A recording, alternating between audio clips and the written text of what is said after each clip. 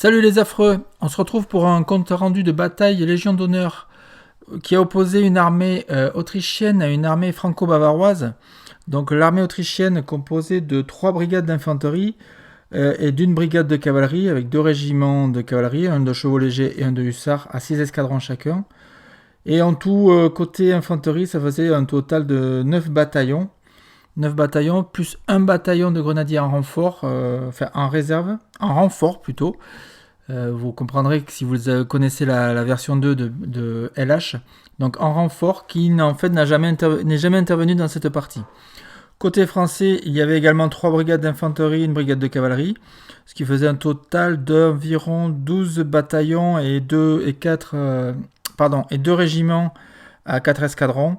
Et pareil, il y avait 2 régiments de cuirassiers qui auraient pu intervenir en renfort côté français, mais qui en fait ne sont jamais apparus sur la table pendant cette partie. On rentre tout de suite dans le vif du sujet avec le déploiement. Donc ici, vous voyez les forces françaises avec une batterie de 8 livres qui était sur le côté l'aile droite du français. Donc 8 livres, c'est très puissant côté français. Ensuite, il y a des régiments en 2 bataillons qui sont l'un derrière l'autre. Donc ici 2 bataillons de ligne, encore 2 bataillons de ligne sur la route. Et ainsi de suite pour arriver finalement aux forces bavaroises. Les forces bavaroises qui étaient composées de 4 bataillons, donc 2 régiments, avec l'artillerie à pied à 6 livres qui est associée à ces régiments. Et ensuite, on va arriver sur le côté est, on va dire, de la carte où les Français devaient rentrer. Côté autrichien, donc les villages étaient occupés. Donc ça, c'était le village de Pumlitz. Ici, c'est le village de Deswitz, qui était occupé aussi par un bataillon. J'avais mis les Grenzer en tirailleurs, pour ralentir l'avancée française. Derrière ces tirailleurs, il y avait une batterie à 6 livres, un régiment de hussards à 6 escadrons, côté autrichien. La deuxième batterie était placée au centre en attendant l'arrivée des renforts français. Donc on voit l'artillerie à 6 livres. Et ensuite, dans le village de Schalterdorf, on avait mis un régiment complet avec un bâtiment occupé, un deuxième bataillon dans le village prêt à intervenir si quelqu'un arrivait en phase 2, et le bataillon vétéran qui était à 20 figurines, lui, derrière la rivière La Tailla, qui attendait lui aussi de voir ce qui allait se passer. Donc voilà pour le déploiement au tour 0. Voilà comment ça s'était placé des deux côtés pour les deux armées. On retrouve ce tour de déploiement vu du ciel, donc on va appeler le tour 0, avec donc sur la gauche les batteries de 8 livres françaises, suivies des régiments à 2 bataillons les uns derrière les autres, donc 4 régiments, suivis des régiments bavarois, donc c'était 2 régiments à 2 bataillons, et ensuite les batteries de 6 livres bavaroises, complètement sur le haut de l'image. Côté autrichien, vous voyez au centre donc les Grenzer qui sont en tirailleurs, qui vont essayer de ralentir l'avancée française.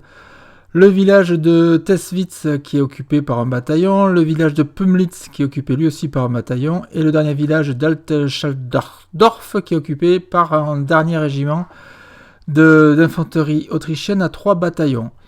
2 batteries d'artillerie, un régiment de hussards qu'on ne voit pas forcément sur l'image ici, et donc une batterie au centre qui attend les renforts français et qui attend avec impatience pour pouvoir les étriller.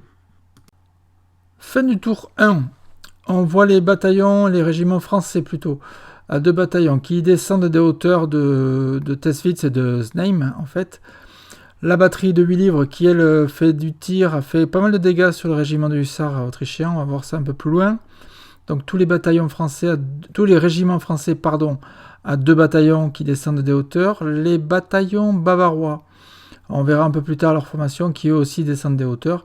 L'objectif était simple pour le français, on va l'appeler comme ça, c'était de prendre les 3 villages, à savoir Pumlitz, Teswitz et Schallersdorf. Bon, Schallersdorf c'était un peu plus compliqué, on va voir tout au long de la partie. Côté autrichien c'était simple, c'était de la défense, donc il fallait qu'on reste dans les villages, donc c'est ce qu'on a fait sur ce premier tour. Les bataillons sont restés dans les bâtiments, il y a juste les Grenzer qui ont été avancés pour ralentir l'avancée française, donc j'ai fait avancer tir à chaque fois, sur ce coup-là j'étais un peu trop loin. L'artillerie de 6 livres et l'obusier de 7, eux, ont fait des dégâts sur l'artillerie française. Ça lui a provoqué le fait qu'il ne puisse plus tirer au tour suivant sur une UA. Donc ça, c'est les résultats des tableaux de tir. La batterie autrichienne du centre, elle n'avait pas de cible, donc elle n'a pas fait de tir. Le régiment autrichien, lui, a un peu bougé. Il y a un bataillon qui est sorti du village en prévision des renforts. Le deuxième est resté dans le bâtiment. Et le bataillon vétéran, vous l'avez vu, qui est passé sur le pont pour traverser la Tailla. Il y a des unités qui étaient en désordre. Vous allez comprendre pourquoi. Je vais vous expliquer ça pourquoi un peu plus tard. Il y a un bataillon et la batterie d'artillerie du centre qui sont en désordre. On se retrouve côté français ici. On est toujours à la fin du tour 1. Donc on voit bien les colonnes françaises. Ici, le Bavarois s'est mis en colonne de marche pour pouvoir avancer beaucoup plus vite, tout simplement. Donc ça, c'est une petite ruse. Si vous jouez sur des grandes tables, mettez-vous en colonne de marche, ça vous permet d'avancer plus vite. Et puis ensuite, vous avez juste à faire une reformation pour vous mettre en colonne d'attaque. Les batteries de 6 livres bavaroises ont fait feu dès ce tour-là et se sont acharnées un petit peu sur les bâtiments occupés par les Autrichiens. Ça n'a vraiment pas fait beaucoup de dégâts. Ils ont fait ça tout au long de la partie. C'était pas vraiment très très efficace. La vue aérienne classique, donc on voit les Grenzers qui se sont avancés. Les tirs d'artillerie, donc on voit sur le régiment de hussards qu'il y a eu quand même 2 pertes sur ce tour-là, d'entrée de jeu, donc déjà 2 pertes sur le premier tir. L'artillerie autrichienne qui tire sur l'artillerie française et qui a bloqué une UA pour le tour suivant. Et puis on voit l'avancée des bataillons français qui descendent des hauteurs de Znaim. Znaim qui est ici en bas à droite. Schallersdorf, lui, pas beaucoup d'évolution. Le régiment évolue un peu, s'avance un peu en prévision de la rentrée des renforts français. Donc les unités en désordre, il y avait un bataillon dans un bâtiment de Schallersdorf et l'unité d'artillerie du centre. C'était tout simplement pour simuler l'état dans lequel étaient les unités après la défaite de Wagram, puisque cette bataille a eu lieu, c'est la dernière bataille de la campagne 1809 qui a eu lieu juste avant de signer la paix.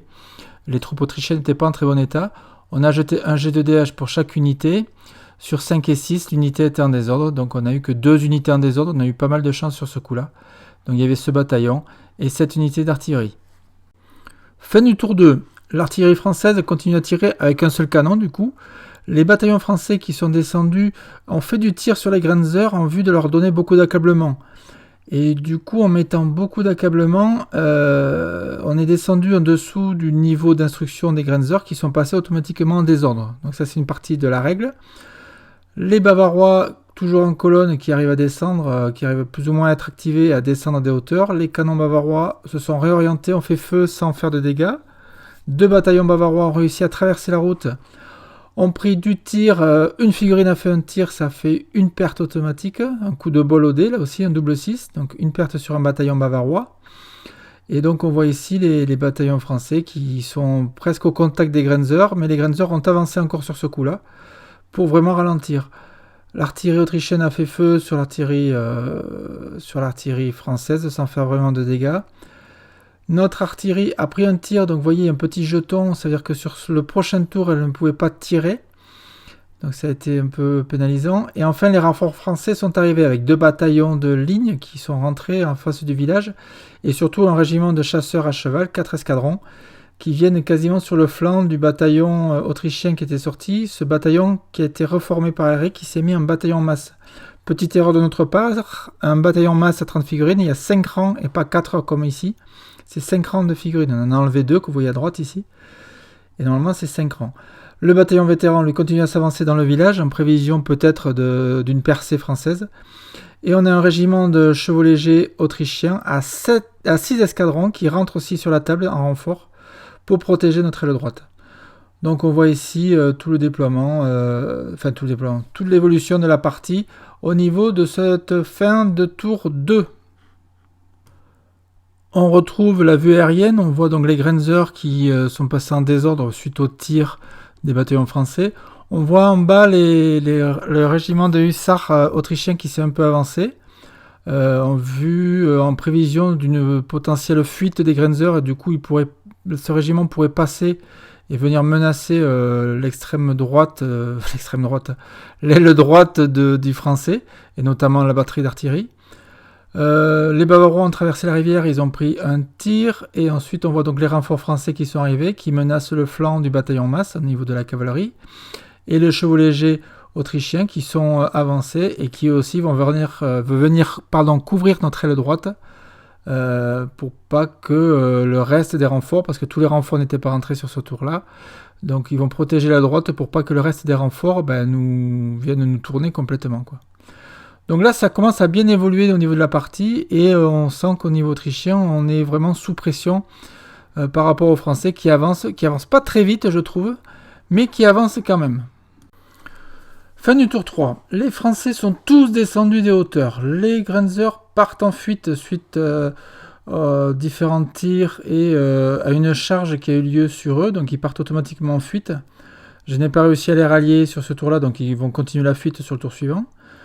On voit donc tous les bataillons français qui descendent, qui avancent. L'artillerie française s'est remis en état de marche, on va dire, et continue ses tirs soit sur l'artillerie autrichienne ou sur les régiments. Non, c'était sur le régiment de hussards. On va voir les dégâts tout à l'heure. Il y a eu pas mal de dégâts là aussi. Les Français qui avancent toujours, lentement je trouve, mais qui avancent. Les Bavarois qui ont du mal à être activés, qui quand même arrivent en bordure de la rivière. L'artillerie bavaroise avec un obusier continue à faire ses feux et continue à s'acharner sur les bâtiments occupés par les Autrichiens sans leur faire vraiment de dégâts. Du coup, ils ont perdu pas mal de tirs, je trouve, sur ce coup-là, mais bon, tant pis pour eux. Les Bavarois se sont reformés en colonne d'attaque, et vous voyez qu'ils ont pris une perte sur le tour précédent, donc on voit ici la perte au niveau du bataillon à gauche. L'Autrichien, lui, continue à garder ses bâtiments, il faut qu'il tienne absolument ses villages, même si les Grenzers sont en fuite, les Grenzers auront fait leur travail. L'artillerie, sur ce coup-là, l'artillerie autrichienne n'a pas tiré. J'ai réservé un peu mon tir pour le tour suivant. Ça ne me servait pas grand-chose de tirer sur ce tour-là. On a réorienté l'artillerie du centre. Eric l'a réorienté pour tirer sur l'artillerie à cheval française qui entrait à ce moment-là sur la table. On lui a empêché de tirer sur un seul tour. Et ici, on va voir un combat. La charge des chasseurs à cheval sur le bataillon autrichien qui était légèrement sorti du village. Un bataillon à 30 figurines. Donc, comme je vous ai dit tout à l'heure, ce bataillon était en formation bataillon masse. Donc, le bataillon masse... on a fait beaucoup d'erreurs sur cette partie parce que c'est une formation qui est très rarement jouée avec nous. C'est une erreur d'ailleurs pour l'Autrichien, c'est une très belle formation. C'est une formation qui est en fait un carré plein. Et donc il y a toutes les caractéristiques du carré, si ce n'est qu'elle est moins puissante, c'est-à-dire qu'avec un carré vous avez un plus 4 au corps à corps, alors qu'avec un carré plein ou un bataillon masse vous n'avez que plus 2. Mais en revanche, elle se déplace un peu plus puisque cette formation se déplace de 2 pas, là où un carré, lui, ne se déplace que de 1 pas. Donc sur ce combat-là, on a essayé de résoudre ça avec les idées à peu près un peu troublées qu'on avait à ce moment-là. À savoir qu'on a fait combattre le rang de côté des Autrichiens en premier, puisque c'était un carré. Et ça a causé 5 pertes aux Français. Donc vous le voyez, il est réduit, il a perdu un escadron complet. Mais il a réussi à réussir son test malgré tout. Et donc du coup, il reste au contact. Donc ça veut dire qu'au prochain tour, le combat va continuer. Et ça a un sacré impact parce que vous voyez qu'en face du bataillon masse, sur la droite des chasseurs à cheval, il y a un bataillon français qui est là et qui est menaçant lui aussi. Donc on va voir sur le tour prochain comment tout cela va se passer. Mais là, dans ce tour-là, on va dire que le bataillon masse a gagné son combat, mais n'a pas réussi à faire fuir les chasseurs français. Derrière les chasseurs, on voit le 2e régiment de cavalerie française qui a réussi à rentrer. C'est un régiment de hussards. Et qui est de suite mis sous pression par les chevaux légers qui avaient un petit peu anticipé et qui se sont avancés pour ne pas que ce régiment vienne menacer notre droite, la droite autrichienne. Voilà, donc on retrouve ici le centre des forces autrichiennes, l'artillerie autrichienne qui n'a pas tiré, qui a gardé son tir. Et on voit ici à gauche les hussards qui ont pris encore 3 pertes sur ce coup-là. Donc ça fait qu'ils avaient perdu 2 escadrons complets, ce qui n'est pas négligeable sur un régiment à 6 escadrons.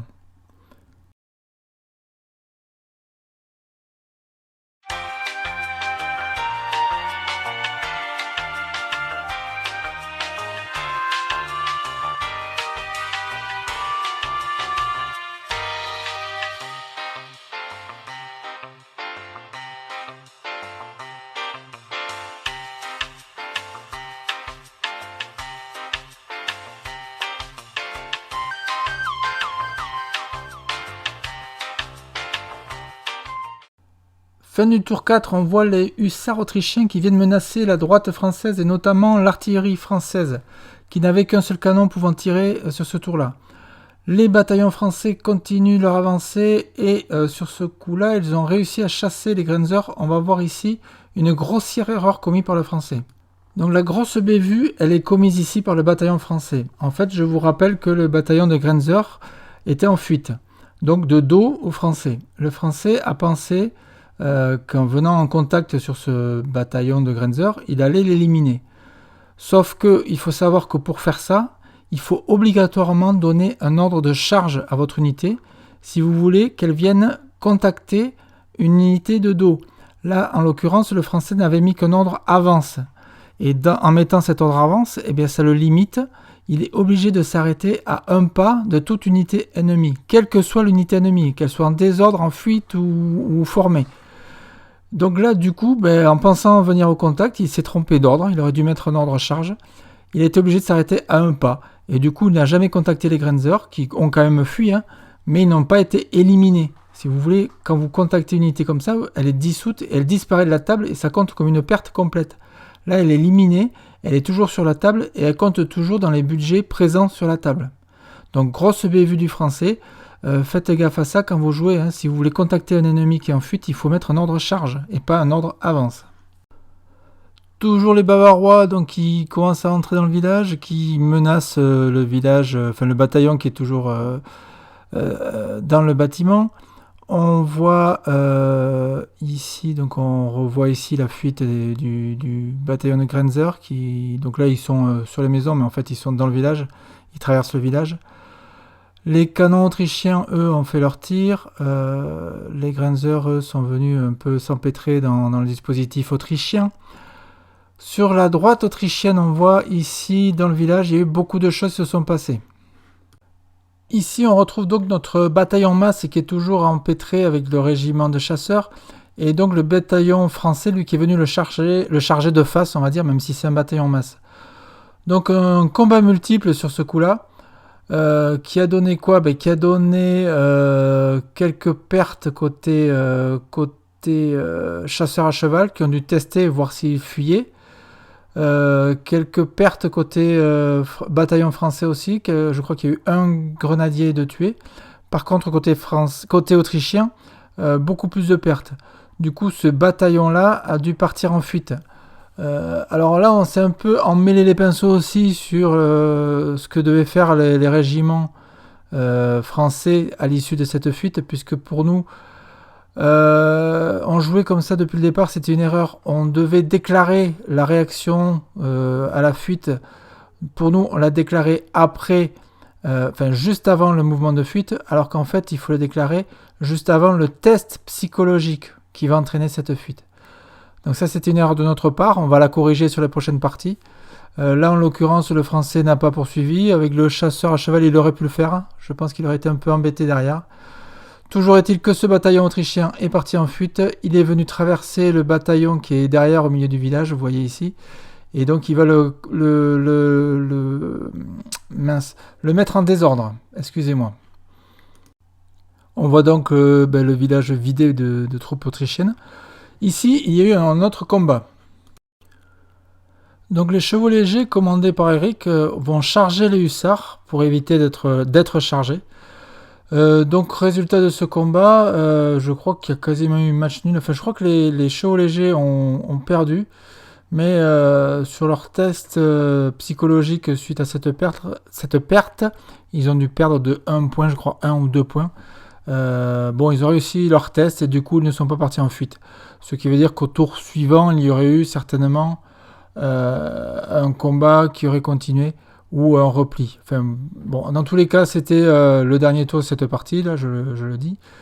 Et donc sur ce résultat-là, le choix tactique était bon parce qu'il fallait absolument ne pas se faire déborder par les hussards. Donc il a chargé avec 6 escadrons, pardon. C'était bien joué. Malheureusement, ça n'a pas apporté ses fruits puisque il y a quasiment eu un match nul, on va dire. Donc on voit ici les unités qui ont eu leurs pertes. Donc il restait plus beaucoup de troupes côté renfort français. La cavalerie a bien souffert. Les derniers bataillons français rentré sur la table au niveau du centre. Bon, la partie s'est arrêtée là hein, pour tout le monde. Il était déjà tard. On a commencé très tard la partie dans la journée, donc on n'avait pas eu le temps. Il n'y aurait pas eu beaucoup d'évolution si on avait continué. On voit la vue aérienne donc, de cette fin de partie. Donc on voit bien sur la droite la charge des chevaux légers. On voit bien le centre du village de Schallersdorf qui est avec des unités qui sont parties en fuite et qui ont mis tout ce beau petit monde en désordre. On voit que Tesswitz est resté aux mains des Autrichiens pour l'instant. Pumlitz également, même si les Bavarois viennent menacer. Et puis on voit tous les Français qui sont descendus des hauteurs et qui vont certainement tenter de prendre Tesswitz sur les tours à venir. Malheureusement, comme je l'ai dit, on s'est arrêté là au bout de 4 tours. On n'avait pas le temps de faire un 5e tour. Il n'était pas très tard, il était 16h dans la journée, mais on avait beaucoup d'obligations familiales, chacun d'entre nous, donc on n'a pas pu faire le dernier tour qui aurait certainement décidé de la fin de la partie. C'est un peu dommage, on s'y serait pris plus tôt, ça aurait été jouable. Bon là, l'occurrence était quasiment plié. Je pense que le Français aurait pris les villages, même si les hussards en bas venaient menacer l'artillerie et auraient pu faire des dégâts côté français. Voilà, je vous laisse imaginer la fin de cette partie avec la situation que vous voyez à l'écran. Voilà, c'était une partie super intéressante, super plaisante à jouer, même si ça a été un peu lent à se mettre en place. Et c'est pas mal, enfin, c'est encore une partie attaque-défense, c'était la fin de la campagne 1809, la dernière bataille historique qui a eu lieu, la bataille de Znaïm, et qui a mené à la paix qu'on connaît entre la France et l'Autriche. Voilà, j'espère que ce compte rendu vous a plu. Je vais continuer avec les remerciements habituels. Il y aura certainement d'autres comptes rendus qui vont arriver dans les semaines à venir pour d'autres parties. Et puis, je vous dis à très bientôt les affreux. Allez, ciao, ciao.